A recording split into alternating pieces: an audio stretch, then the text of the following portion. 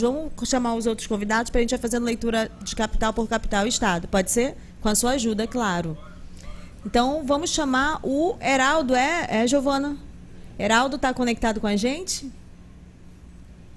Muito bem. Agora conta pra gente aí esse resultado de Belém, um outro local que o presidente Bolsonaro tinha um candidato, saiu de motociata, né, com o delegado Éder Mauro, colocou ali todo o seu prestígio, mas acabou derrotado por outra máquina, que é a máquina do Estado. Ganhou ali o Igor Normando, né? Do MDB, primo do Herder Barbalho. Conta pra gente aí como é que foi esse resultado, como é que foi essa disputa em Belém. Bom, em Belém, na verdade, só reforçou a grande força do barbalismo no Pará. Né? Temos aqui 144 municípios, desses 83 foram eleitos prefeitos do MDB. Né? O bolsonarismo aqui é encarado pelo governador Helder Barbalho como um grande inimigo político. Para a gente ter uma ideia, somente um candidato do PL foi eleito. Né? O barbalismo, de uma forma geral, não saiu totalmente vitorioso. Algumas cidades importantes, como Marabá, Parauapebas, a própria Ananindeua, que é a segunda maior cidade do estado, não elegeram prefeitos apoiados por ele. No entanto, desses que são efetivamente, né, bem bolsonaristas, são mesmo em Parauapebas e Marabá. No caso do Dr. Daniel, em Ananindeua, ele não é necessariamente bolsonarista. Então, isso reforça o grande poder político que o barbalismo tem aqui. O clã Barbalho sempre foi forte, mas, por exemplo, eu acompanho a política, milito, sou jornalista há cerca de 20 anos que eu acompanho a política aqui no Pará.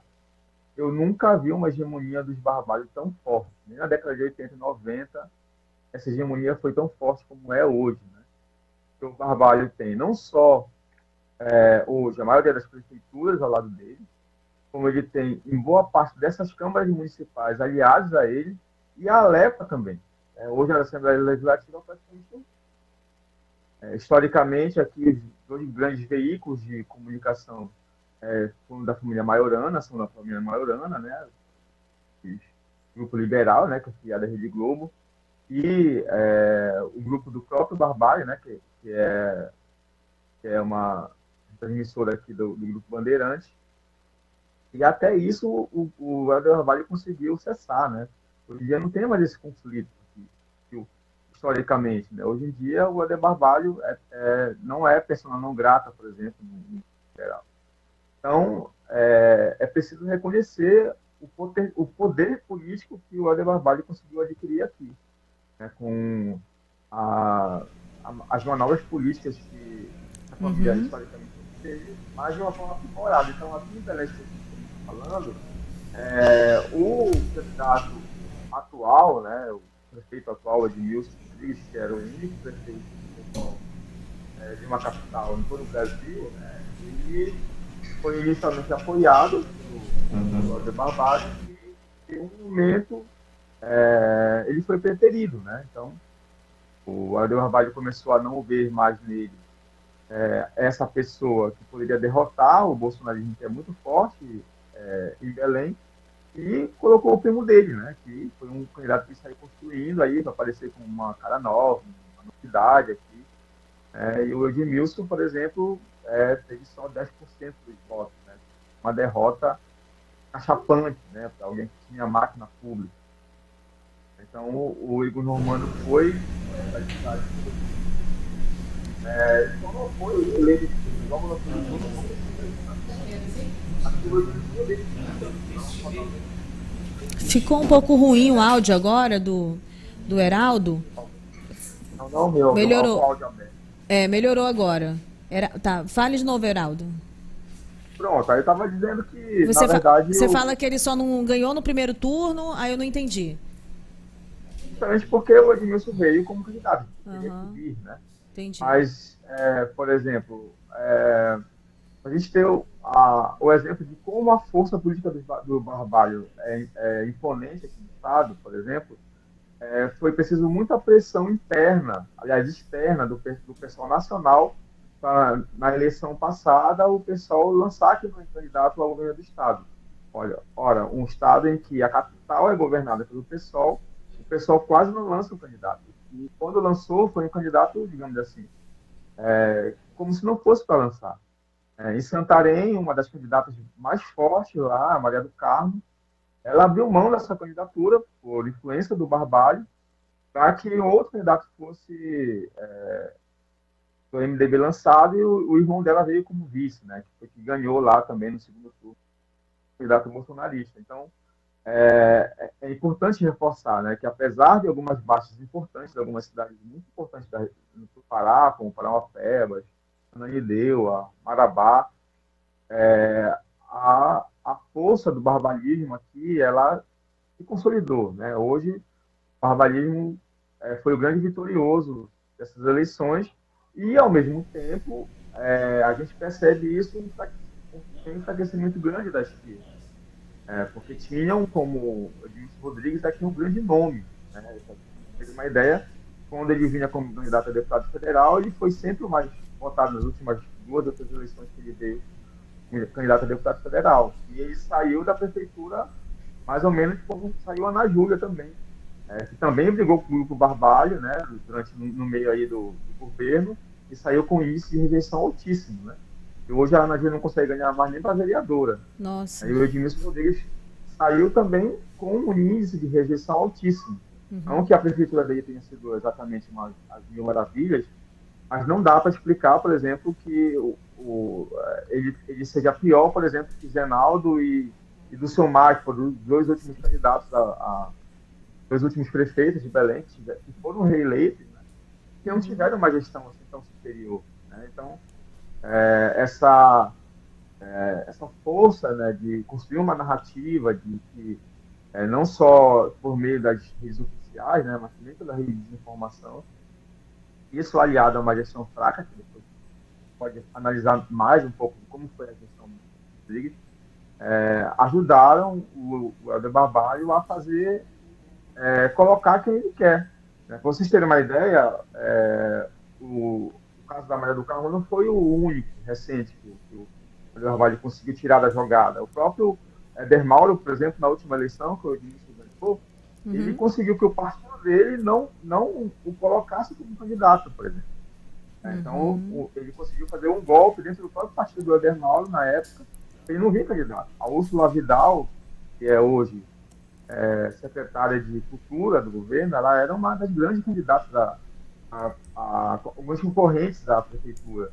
E ele trouxe ela para o lado dele e conseguiu, numa nova política, tirá-la da corrida. Então, basicamente, não só ele coloca o que ele quer, como ele tira quem ele quer também da jogada, né?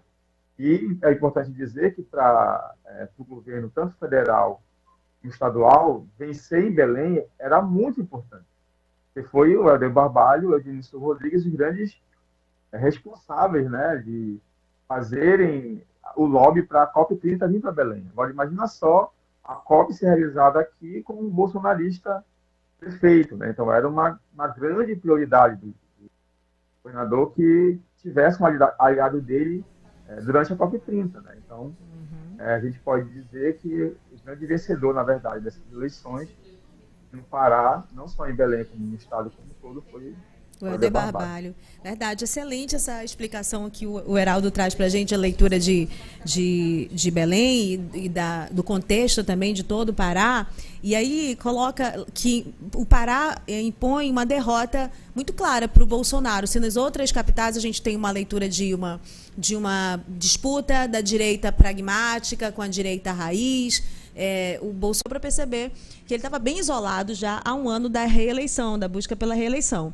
Eu vou chamar agora o professor Afrânios para ele fazer algum comentário também sobre esse resultado do Pará, né? E é dessa força que é o Helder Barbalho, que ele demonstra no resultado dessa eleição. Olá, Rose, olá, Heraldo. Eu acho também o Pará assim, um estado interessantíssimo. E olha que lavagem PB do governador Barbalho fez 83 prefeitos. Quantos municípios tem aí no Pará? 130, 120, 104? Então, fez mais de 80% do total de municípios, o que mostra um poder assim muito grande, capilaridade enorme aí do governo, do governador Helder Barbalho, que é um herdeiro do pai, né, do Jader Barbalho. Então é uma família dominante e que mostra força, mostra poder nessas eleições, que são uma prévia, na verdade, para 2026, para a eleição para o governo do Estado. Então, eu imagino que os Barbalhos desejem, evidentemente, fazer o seu sucessor alguém ligado fortemente à família, para dar continuidade a essa questão. Caiu de novo?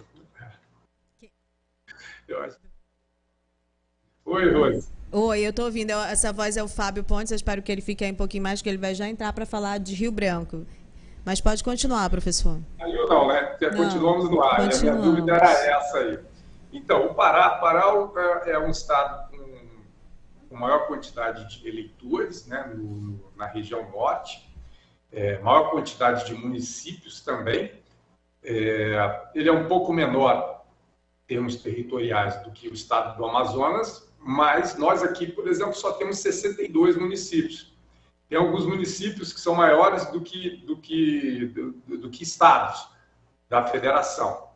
Então, geograficamente, o Pará é super interessante pelas suas regiões, cidades polos, e também por essa concentração de poder.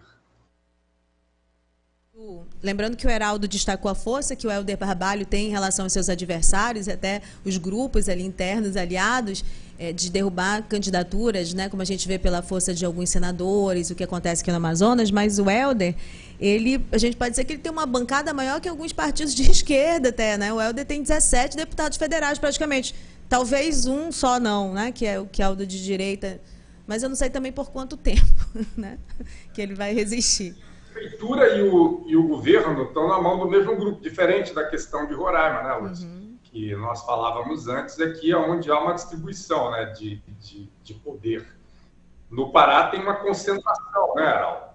Fala, Heraldo. É importante falar sobre isso, porque, assim, historicamente, a esquerda sempre venceu no Pará.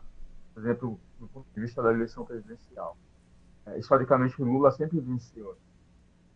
Mas eu posso afirmar categoricamente, sem nenhuma dúvida, até com esse raio-x dessas eleições, que se o Pará foi o único estado da Amazônia em que o Bolsonaro foi derrotado nas eleições presidenciais, foi graças à força do barbalismo, e não do lulismo. E isso reforça agora como a esquerda enfraqueceu. O PT só fez 2 prefeituras de cidades bem pequenas, né, sem a importância significativa nem na própria região onde elas estão ocupadas. E houve toda digamos assim, essa capitalização política da COP30 toda por Helder Barbalho. E não foi só isso que aconteceu, não foi só a COP30.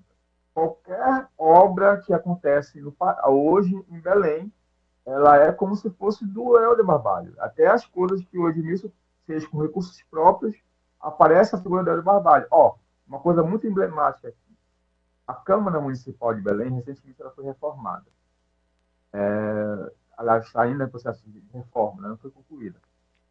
Mas os gabinetes já foram entregues, então os vereadores já conseguem acessar. Ficou muito bonita a reforma, muito moderna e tal. Para ter uma ideia, na Câmara Municipal de Belém, não tem nenhum lugar público a foto do Edmilson Rodrigues. Mas se você chega nas galerias dos gabinetes de vereadores está a foto enorme Nossa. do Helder Barbalho. Imperador mesmo, né? Então ela é um símbolo de como ele tem poder aqui.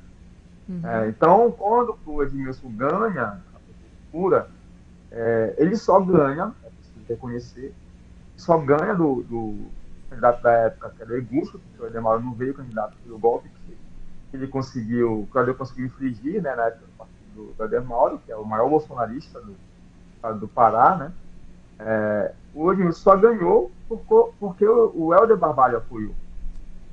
E porque os vereadores, na época, tinham uma grande massa ali de poder aquisitivo, né, de fazer suas eleições constitucionais, sabe como é que funcionam as eleições parlamentares, né, conseguiu trazer os votos do Edmilson. E quando o Edmilson assume, ele assume uma prefeitura sitiada. Eu lembro que a minha sensação quando o Edmilson ganhou as últimas eleições foi assim, um misto muito grande. Eu não sabia se eu estava muito triste ou muito alegre. Eu estava muito alegre pelo bolsonarismo sido derrotado em Belém, mas eu estava triste por ver o que seria aquela prefeitura. E eu quero dizer para vocês que foi muito pior do que eu imaginava. As secretarias, elas foram todas sitiadas. O Edmilson Rodrigues, quando governou na década de 90, ele implantou uma série de medidas que fizeram o nome dele ser considerado como um grande nome. Como, por exemplo, o orçamento participativo, que foi iniciado ali em Brasília, né? E depois propagou pelas prefeituras municipais, que é basicamente o povo fazendo assembleias municipais e decidindo um pouco daquele recurso vai ser utilizado para os bairros. O Edmilson Rodrigues tentou fazer isso nesse mandato dele e foi boicotado pelos vereadores. Simplesmente a base aliada não era do Edmilson Rodrigues, a base aliada era do Helder. Eles foram lá com o Helder e disseram: olha, a gente não quer isso. Imagina só, se o povo começar a decidir onde vai o recurso, onde é que eu fico nessa história? Então, por exemplo, as cirurgias eletivas, por exemplo, não dependia mais do SUS, dependia do vereador ir lá e conseguir. Então, as obras públicas, não era a prefeitura que fazia, era o vereador que ia lá e dizia na obra: eu que estou fazendo. Então, o Edmilson Rodrigues passou por um processo de apagamento e um vínculo com o MDB que ele só rompeu assim depois, sabe?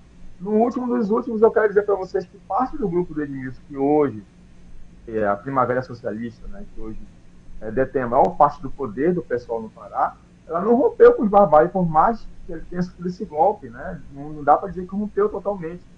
Então, é uma coisa absurda, né? Como o Edmilson foi apagado. Fisiologismo, né? Fisiologismo absurdo, né? E a tendência é que isso só piore, né? E para a esquerda ficou um gosto muito amargo. Eu não sei quando, provavelmente a gente vai ter uma prefeitura de esquerda em alguma cidade importante do Pará. Olha só. Demorar muito. O Heraldo coloca aí no que ele fala um diagnóstico interessante sobre os erros estratégicos da esquerda que a gente também tem tratado aqui no estado do Amazonas.